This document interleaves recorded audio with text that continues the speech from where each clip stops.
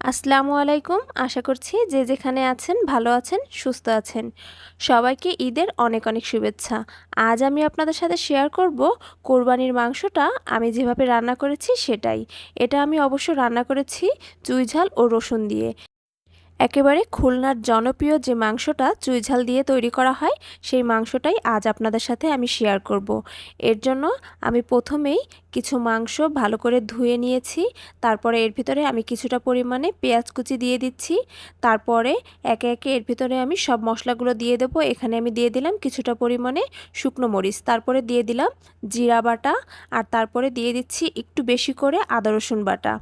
আর তারপরেই আমি এখানে দিয়ে দেব কিছুটা পরিমাণে লবণ, মরিচের গুঁড়ো, আর তারপরে দিয়ে দেব কিছুটা পরিমাণে হলুদ। আর তারপরেই সবশেষে দিয়ে দেব কিছুটা পরিমাণে গরম মশলা আর সয়াবিন তেল। সব মশলাগুলো দেওয়ার পরে আমি মশলাটাকে খুব ভালো করে হাতে কিছু সময় মেখে নিব।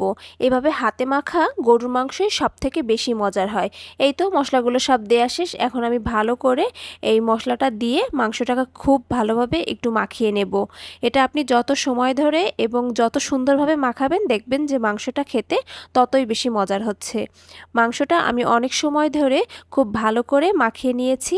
আর এই মাংসটাতে আজ আমি রান্না করব, এটা আমি মাটির চুলায় রান্না করব। আর মাটির চুলায় রান্না করলে যে কোনো খাবারের স্বাদই অনেক বেশি বেড়ে যায়, এটা তো আপনারা সবাই জানেন। এই তো আমি মাংসটাকে বসিয়ে দিয়েছি।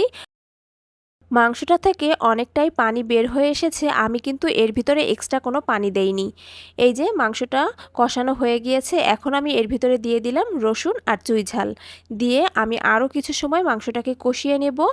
আর এ সময় কিন্তু চুলার আঁচটা আমি মিডিয়ামে রাখবো।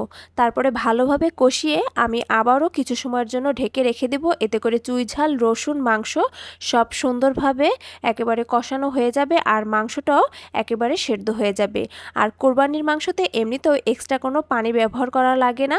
মাংসটা থেকে যে পানিটা বের হয় তাতেই করে মাংসটা একেবারে সেদ্ধ হয়ে যায় এবং খেতে অনেক ভালো লাগে। এই যে দেখুন মাংসটা রান্নার ফাইনাল লুক দেখতে কতটা সুন্দর হয়েছে, আর খেতেও অনেক বেশি মজার হয়েছিল। চুইঝাল দিয়ে এভাবে গরুর মাংস রান্না অনেক মজার হয়। আশা করছি ভিডিওটি আপনাদের সকলের ভালো লেগেছে। সবাই ভালো থাকবেন, সুস্থ থাকবেন। আল্লাহ হাফেজ।